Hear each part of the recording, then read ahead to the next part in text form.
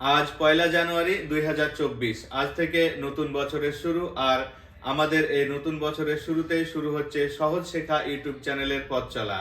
আমাদের এই চ্যানেলের পক্ষ থেকে মাধ্যমিক এবং উচ্চ মাধ্যমিক ছাত্রছাত্রীদের জানায় আন্তরিক প্রীতি ও শুভেচ্ছা। আমাদের এই চ্যানেলে মাধ্যমিক এবং উচ্চ মাধ্যমিক সহ কলেজ স্তরের সমস্ত বিষয় নিয়ে আলোচনা করা হবে। তাছাড়াও আলোচনা করা হবে বিভিন্ন চাকরির পরীক্ষার প্রস্তুতি এবং সমাধান নিয়ে। তো আমাদের এই নতুন চ্যানেলের পক্ষ থেকে আবারও সকলকে জানায় আন্তরিক প্রীতি ও শুভেচ্ছা। আপনাদের কাছে বিশেষ অনুরোধ, আপনারা যারা আমাদের এই ভিডিওগুলি দেখছেন অবশ্যই আমাদের চ্যানেলটিকে সাবস্ক্রাইব করে নেবেন এবং আমাদের চ্যানেলে যে সমস্ত ক্রিয়েটররা রয়েছে তাদেরকে অনুপ্রাণিত করার জন্য ভিডিওগুলিকে লাইক করবেন। তাছাড়াও কোন বিষয়ে আপনারা জানতে ইচ্ছুক সেই সম্পর্কে অবশ্যই কমেন্ট বক্সে গিয়ে কমেন্ট করবেন। তো আজকের এই নতুন চ্যানেলের প্রথম ভিডিও নিয়ে আসছে আমাদের সায়েন্সের টিচার রয়েছেন, তিনি ম্যাথের সাজেশন নিয়ে আলোচনা করবেন। 2024 সালের মাধ্যমিক পরীক্ষার্থীদের জানাই আন্তরিক শুভেচ্ছা। আশা করছি তোমরা ভালোই পড়াশোনা করছো। তোমরা জানো মাধ্যমিক ম্যাথমেটিক্সের ফাইনাল এক্সামে যে কোয়েশ্চেনগুলো আসে তার মধ্যে টোটাল 16টা থাকে এমসিকিউ কোয়েশ্চেন, না এমসিকিউ না, শর্ট কোয়েশ্চেন। শর্ট কোয়েশ্চেনের মধ্যে এমসিকিউ থাকে 6টা। আমরা এই ভিডিওতে এরকম 10টা এমসিকিউ নিয়ে আলোচনা করব। টোটাল আমরা ভিডিও করব 10টা, তাহলে মোটামুটি 100টা কোয়েশ্চেন হবে। এই 100টা কোয়েশ্চেনের মধ্যে আশা করি তোমরা 100% কোয়েশ্চেন, শর্ট কোয়েশ্চেন সেগুলো কমন পাবে। আচ্ছা, প্রথম কোয়েশ্চেন আজকে হলো ABC তিন বন্ধু যথাক্রমে x 2x y টাকা মূলধন নিয়ে ব্যবসা শুরু করলো। মেয়াদ শেষে লাভ z টাকা হলে a এর লভ্যাংশ কত? আচ্ছা, তাদের মূলধন দেওয়া আছে x 2x y, a এর মূলধন হচ্ছে x। তাহলে আমরা a এর লভ্যাংশ পাবো x by x plus 2x plus y into total লাভ। তাহলে উত্তর হয়ে যাবে এখান থেকে xz by 3x plus y। আমরা এই উত্তরটা পাচ্ছি এ নাম্বার অপশনে। তাহলে কারেক্ট আনসার হলো A, xz by 3x plus y টাকা। পরবর্তী কোশ্চেন, দুটি নিরেট গোলকের আয়তনের অনুপাত 27:8 হলে তাদের বক্রতলের ক্ষেত্রফলের অনুপাত কত হবে? আচ্ছা, আমরা জানি নিরেট গোলকের আয়তন যেটা ফর্মুলা হয় 4/3 পাই আর কিউব। তাহলে এখান থেকে যদি আমরা অনুপাত বের করি v1 by v2 4/3 pi r1 cube by 4/3 pi r2 cube. এখান থেকে আমরা পাবো r1 বাই r2 3/2। তাহলে এখান থেকে যদি আমরা আয়তন থেকে যদি আমরা ক্ষেত্রফল বের করি, আমরা জানি ক্ষেত্রফলের ফর্মুলা হয় 4 পাই r স্কয়ার। তাহলে a1 বাই a2 এখানে হয়ে যাবে 4 পাই r1 স্কয়ার হবে, এখানে square by 4 pi r2 square equal to r1 by r2 square. এখন আমরা দেখলাম r1 বাই r2 হয় 3/2, তাহলে তার স্কয়ার করে দিলে আমরা পাবো 9/4। এই উত্তরটা আমরা পাচ্ছি অপশন বি তে। তাহলে ফাইনাল অ্যানসার হয়ে গেল 9/4। আচ্ছা, পরবর্তী কোশ্চেন, একটি গ্রামের বর্তমান জনসংখ্যা p এবং প্রতি বছর বৃদ্ধির হার 2% হলে n বছর পর জনসংখ্যা হবে কত? এখন আমরা জানি সমহারে যদি জনসংখ্যা বৃদ্ধি হয় তাহলে সেটার একটা ফর্মুলা আছে। ধরি প্রাথমিক জনসংখ্যা a, বৃদ্ধির হার x% এবং টাইম হলো t। তাহলে জনসংখ্যা t টাইম পর জনসংখ্যা হয় a into 1 plus x by 100 power হয়ে যায় t। এখানে প্রাথমিক জনসংখ্যা দেওয়া আছে p, বৃদ্ধির হার দেওয়া আছে 2% এবং টাইম দেওয়া আছে n। তাহলে এগুলো যদি আমরা এই ফর্মুলায় বসিয়ে দিই তাহলে জনসংখ্যা হয়ে যাবে p ইন্টু 1 প্লাস বৃদ্ধি হচ্ছে 2% বাই 100, টাইম হচ্ছে t। তাহলে এখান থেকে অ্যান্সার হয়ে যাবে p into 1 plus r by 50 power হয়ে যাবে n। তাহলে ফাইনাল অ্যান্সার আমরা পাচ্ছি অপশন নাম্বার বি তে p into 1 plus r by 50 power হচ্ছে n। Next question. A is to B is equal to 2 is to 3. B is to C is equal to 5 is to 8. C is to D is equal to 6 is to 7 হলে A is to D কত? তাহলে আমরা left hand side right hand side যদি multiply করে দিই তাহলে আমরা পাবো A by B into B by C into C by D is equal to হবে 2 by 3 into 5 by 8 into 6 by 7 এইখান থেকে দাঁড়াবে বি বি কেটে গেল সি সি কেটে গেল এখান থেকে লেফট হ্যান্ড সাইড দাঁড়াচ্ছে এ বাই ডি রাইট হ্যান্ড সাইডে দাঁড়াবে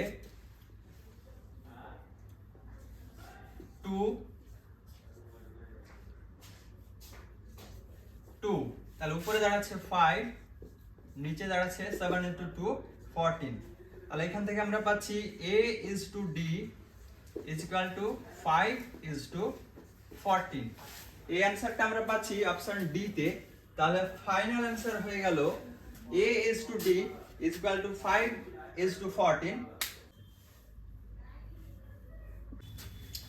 নেক্সট কোশ্চেন দুটি বৃত্তের ব্যাসার্ধের দৈর্ঘ্য 5 সেমি ও 3 সেমি বৃত্ত দুটি পরস্পরকে বহিঃস্পর্শ করলে বৃত্ত দুটির কেন্দ্র দুটির দূরত্ব কত হবে এখন আমরা জানি বৃত্ত দুই ভাবে স্পর্শ করতে পারে একটা হচ্ছে বহিঃস্পর্শ আর একটা হচ্ছে অন্তঃস্পর্শ এই রকম করলে হয় অন্তঃস্পর্শ এখানে দেওয়া আছে বহিঃস্পর্শ এটা দেওয়া আছে বহিঃস্পর্শ তাহলে এর হচ্ছে ব্যাসার্ধ 3 সেমি আর বড়টার দেওয়া আছে 5 সেমি তাহলে এই কেন্দ্রের মধ্যে দূরত্ব আমরা কত পাচ্ছি 3 plus 5 semi is equal to 8 semi তাহলে আমরা পেলাম কি বৃত্ত দুটির কেন্দ্র দুটির দূরত্ব হয়ে গেল 8 সেমি অপশন পাচ্ছি আমরা ডি তে তাহলে ফাইনাল आंसर হয়ে গেল 8 সেমি আমরা নেক্সট দেখে নেব পরবর্তী কোশ্চেন নেক্সট কোশ্চেন ও কেন্দ্রীয় বৃত্তের এবি ও সিডি যা দুটির দৈর্ঘ্য সমান অ্যাঙ্গেল এ ও বি 60 ডিগ্রি হলে অ্যাঙ্গেল সি ও ডি এর মান কত হবে তাহলে আমরা দেখতে পাচ্ছি বৃত্ত যদি আঁকি তাহলে এবি আর সিডি যা দুটির দৈর্ঘ্য বলে দেওয়া আছে সমান তাহলে আমরা কি পাচ্ছি অ্যাঙ্গেল এ ও বি আর অ্যাঙ্গেল সি ও ডি হচ্ছে কেন্দ্রস্থ দুটো কোণ তাহলে কেন্দ্রস্থ কোণের জ্যায়ের দৈর্ঘ্যগুলো সমান হয়ে গেলে আমরা কি পাই কোণ দুটিও সমান হয়ে যায় তাহলে এখানে অ্যানসার আমরা পাচ্ছি যেহেতু অ্যাঙ্গেল এ ও বি 60 ডিগ্রি এবং অ্যাঙ্গেল সি ও ডি এর মান চেয়েছে তাহলে অ্যাঙ্গেল এ ও ডি এর মান আর অ্যাঙ্গেল সি ও ডি এর মান হয়ে যাবে সমান সেটা হবে 60 ডিগ্রি তাহলে অ্যানসার হচ্ছে অপশন বি 60 ডিগ্রি আমরা দেখে নেব পরবর্তী কোশ্চেন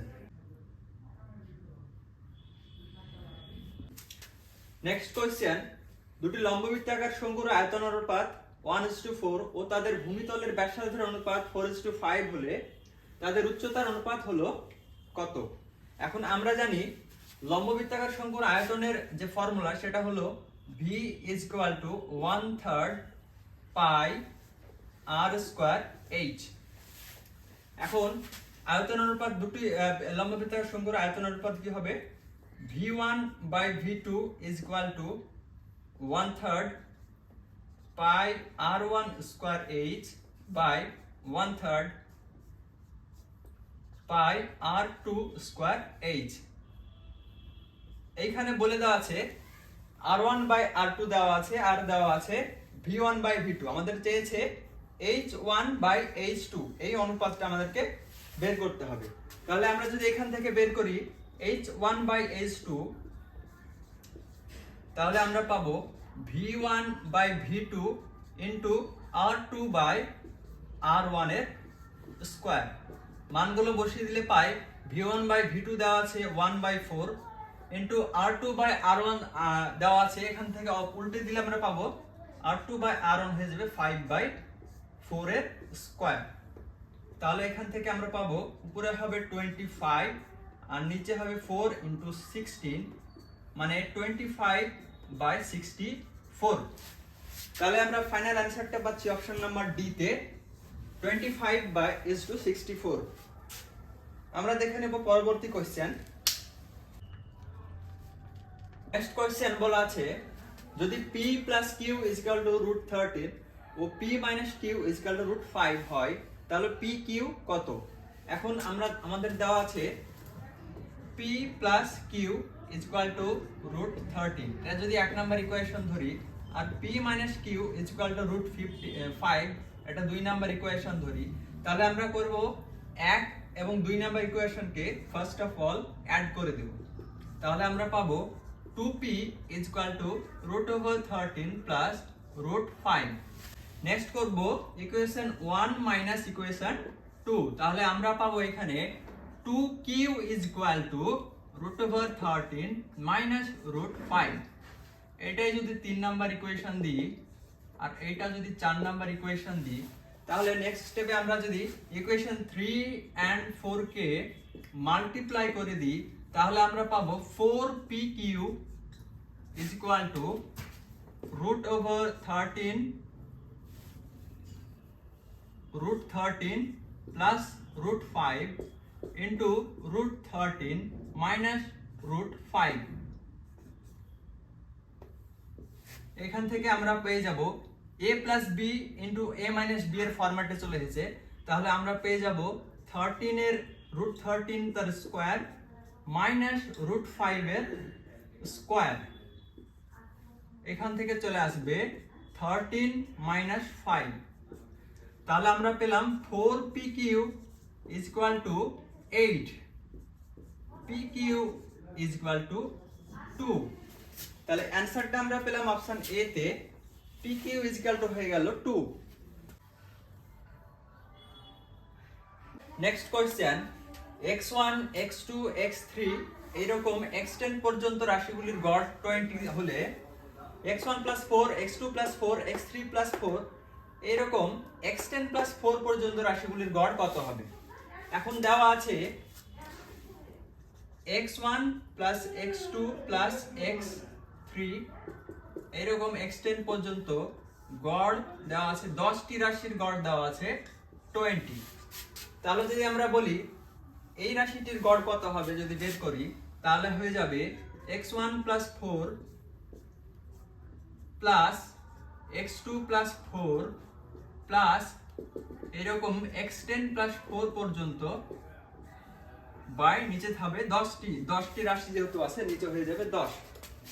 তাহলে আমরা যদি 4 গুলো বের করে নিই তাহলে পেয়ে যাব আমরা x1 + x2 + x3 x10 পর্যন্ত বাইরে বের হবে 10টি রাশি থেকে 10টি 4 বের হবে, তাহলে বাইরে হয়ে যাবে 40/10। এখন আমরা এই রাশিটুকুর মান পেয়েছি অলরেডি, সেটা হলো 20 প্লাস এদিকে 40/10 থাকছে। তাহলে উত্তর হয়ে গেল 20 + 4 = 24। তাহলে ফাইনাল অ্যানসার আমরা পেলাম অপশন নাম্বার বি তে, রাশিটির গড় হলো 24। আমরা দেখে নেব নেক্সট কোশ্চেন। নেক্সট কোশ্চেন অর্থাৎ আজকের ভিডিওর শেষ কোশ্চেন আমরা দেখে নেব থিটা এর কোন মানের জন্য 5 + 4 sin থিটা এর মান বৃহত্তম হবে। এখন 5 + 4 sin থিটা এর মান বৃহত্তম হতে গেলে আমাদেরকে sin থিটা এর মানটা বৃহত্তম করতে হবে। এখন আমরা জানি sin থিটা এর মান হয় ম্যাক্সিমাম 1, এবং সেটা কখন হয়? যখন থিটা হয় 90 ডিগ্রি। তাহলে এই রাশিটুকু 5 + 4 sin থিটা এর মান ম্যাক্সিমাম হতে গেলে অর্থাৎ বৃহত্তম হতে গেলে থিটা এর মান হতে হবে 90 ডিগ্রি। তাহলে आंसरটা আমরা পাচ্ছি অপশন এ তে, থিটা এর মান হবে 90 ডিগ্রি। আচ্ছা, আজকের ভিডিওর যে 10টা কোশ্চেন আমরা দিলাম, আলোচনা করলাম, আশা করি তোমরা সবাই এই কোশ্চেনগুলো ভালোভাবে প্র্যাকটিস করবে এবং ফাইনাল এক্সাম যেগুলো হবে টোটাল আমরা 100টা কোশ্চেন প্র্যাকটিস করব, তা থেকে ম্যাক্সিমাম অর্থাৎ 16 মার্কের কোশ্চেন তোমরা এই ভিডিওগুলো থেকে কমন পাবে। আর তোমরা অবশ্যই এই কোশ্চেনগুলো নিজে বাড়িতে খাতায় লিখে প্র্যাকটিস করবে এবং বারবার রিভাইজ করবে। আমরা দেখা করব নেক্সট ভিডিওতে।